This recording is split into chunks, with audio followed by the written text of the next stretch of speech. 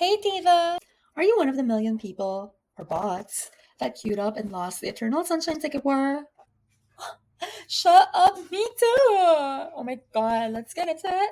Because I have a bunch of things to yap about, and sometimes some things are better offset. First of all, Miss A decided not to do dynamic pricing for her tour. This means that the price is face value, even though there would be a lot of people viewing at the same time. We cheered! A little too soon. Now, if you were innocently queued up like me and got this fatal error despite trying your best to resolve by following the steps in here, but you were blocked throughout the day, let's talk about this flawed detection system. Are we really kicking some bots out? Or can we explain why third party ticketing sites have more than the maximum limit of 6, a seat of 10 in StubHub, 12 seater seat in SeatGeek, sections, literally rows in BA Poncia? I have some tea on them, and we'll get to it on a later section. But getting kicked out of the queue or being banned from it and seeing all this, that's a little infuriating. Why are there 10 seats being resold on Ticketmaster's very own platform? Like, they're never beating the allegation. Is this illegal? I know laws are different from state to state, and frankly, I'm in Canada, so I wanted to focus here in Montreal, which is in Quebec, where we have a bunch of consumer protection laws, even for concerts.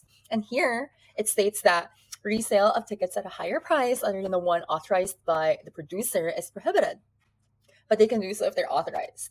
Do you remember when Miss A opted off of dynamic pricing?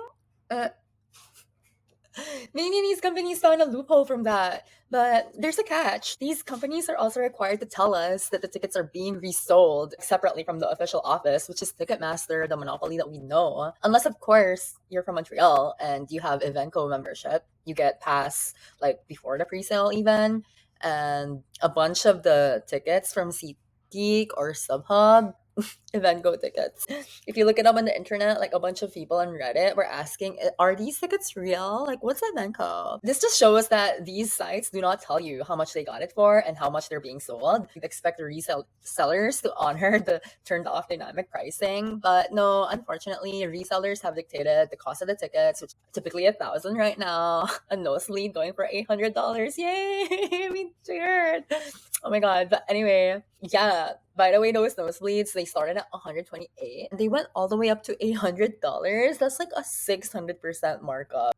Maybe there is a loophole that Ariana's team wasn't able to set the max price. They thought that turning off the dynamic pricing is going to solve that. But they kind of solved this loophole when the London pre-sale started, and it's strictly face value and no transfers allowed, and you can only sell it at face value on the Ticketmaster platform in the UK. So this is a really great response by Team Ariana amidst all the chaos that the North American queue created. Does this law sound familiar? Does that sound familiar? Apparently, BA Poncia has been on the watch list for a while. They were even in CBC's news from last year. Like, literally. They have offenses of the illegal ticket reselling since 2022, guys. They haven't issued any comment, but it's been a year since the news, like literally. And I guess no one in power cares badly enough to take action. Because frankly, there's a lot more important things, and maybe those people are benefiting from this as well. It's a little embarrassing to know that these resellers are so dense because Ariana even responded to this horrible event following the ticket sale. And that was meant to be for her fans, by the way. If you've been following her and her interviews, she thought she was going to quit that music, but playing Glenda inspired her to create Eternal Sunshine. And she really wants to sing this album. She said she's going to cry if she doesn't get to sing this album live. It's very sweet that she assures her fans a solution despite her busy Wicked press tour, the other films and movies that she's shooting. Oh my god, I can't wait. I have full confidence that Ariana really wants us fans there. So that leaves us with Ticketmaster to do all the solution that they could on their behalf. They gave us breadcrumbs. So Ticketmaster UK was able to implement the right course of action, guys. So props to those going to the London show and all the fans who secured their tickets the fair way. But what about the North American tour? Mm-hmm. I guess we'll just have to cope with the breadcrumbs. Yes, Ticketmaster, go give us nothing. Mm, right. So, since the pre-sale date, September 9, I've been following and looking up and see on these tickets literally every day on like Twitter, Facebook, wherever. And recently, TM canceled a bunch of tickets that belong to real fans. A lot of fans have been banned from Ticketmaster completely. So again, the flawed bot detection system is a little too suspicious, mama.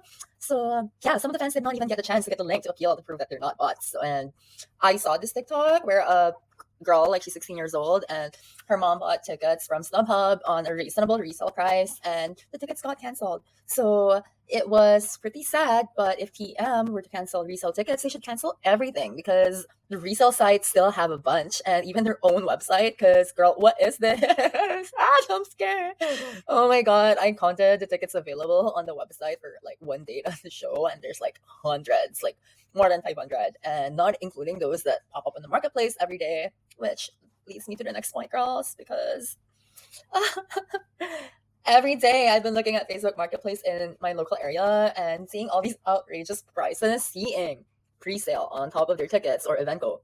Like that really hurts because the tickets really got into the hands of the wrong people who just want to profit off of FOMO. Like, girl, I'll show you one of the clickbaits. Okay.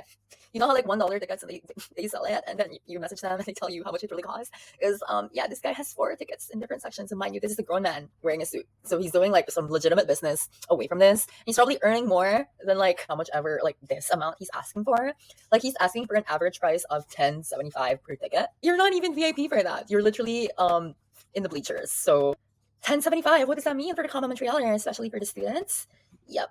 Minimum wage. In this economy, in this inflation, in this rising cost of living, this just really shows how brutally greedy and selfish these people can get. It's clear that their moral compass doesn't care about fans, but they care more about their account balance. I mean, I guess $4,000 of hard-earned money. Like, who cares about how you make your money? I'd really rather capitalize off of us than giving fans the true chance of hearing their favorite artist live. It's like, who in their right mind would buy this? That's like a designer bag, a vintage designer bag. That is a round trip ticket from Canada to Asia. That's a month worth of rent in a very fancy condo downtown. Or yeah, you get the point. That pays the bills. Anyway, does this man not have any money to pay the bills or whatever? Like, yeah. Capitalism thrives on scarcity, or what we know as FOMO. And it's never really scarce. Even on days and shows where there's crazy demand, you'll see empty seats on the day of, and you'll wonder how the press even says sold out. This is what scammers take advantage of, and that's why there's lots of them on Facebook, Twitter, and even TikTok. And it breaks my heart when I see a little girl tell a story of how they got scammed. Like, they're not only thriving on the FOMO, they're also thriving on naivety. So yeah, I've been scammed at least once way back, but now I've been extra careful, and hence this video. So be careful, because Ticketmaster does not handle fraud seriously. Catch the catchphrase, guys. It says, where you buy matters, and if you did not buy from them, they're not gonna help you at all. So I have some tea. I got scammed once by a girl that I went to a concert with for a different concert, and I messaged TM because they helped her scam me, and TM ghosted me.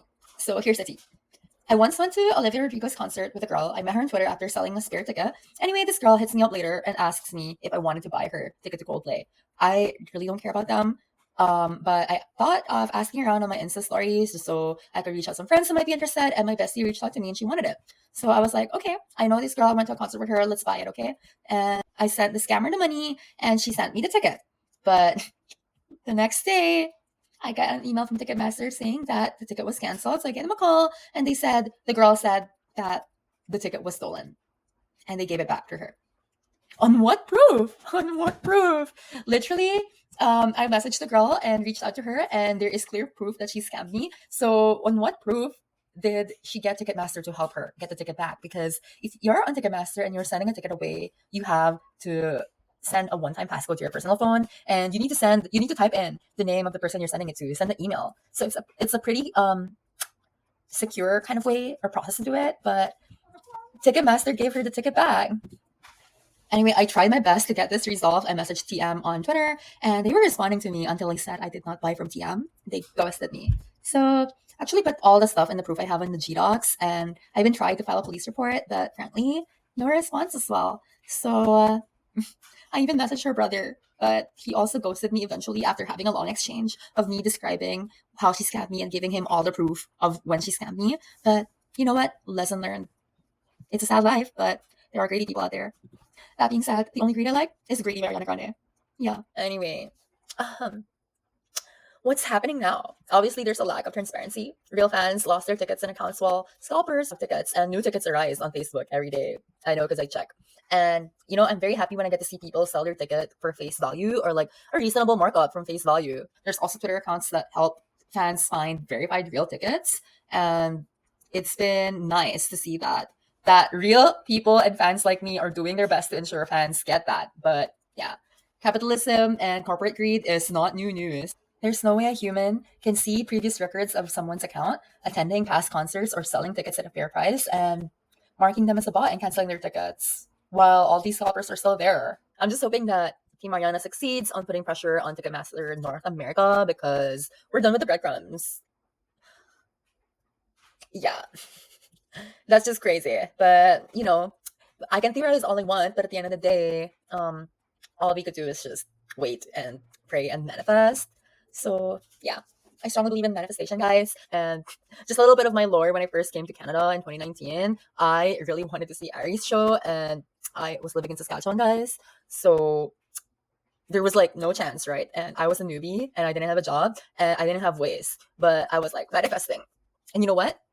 She had April shows in Vancouver, and I was like, oh my god, I'm gonna try and go there. But reality kicked in, and I did not immediately get a job, and it took me a while to make some money and just prepare and adjust to my new life. And she extended her show by adding an extra day in Toronto for her birthday in 2019, and that gave me a little bit more time. And I was like, oh my god, you know what, maybe I should go here. And yeah, it gave me the time to do what I needed to do to source the ticket, source my flight, and just find places to stay. So yeah, I strongly believe that if we want it bad, that if it's meant to be, it will come to us. And maybe I'm being a little too blindly optimistic here, but even if it's a security position or a volunteer position, I'm willing to take it. Lol.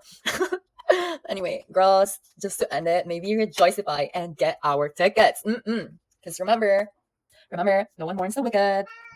My cat agrees. No one mourns the wicked. No one mourns the wicked, babe. Anyway, thanks for watching. I hope we all get our tickets. Bye.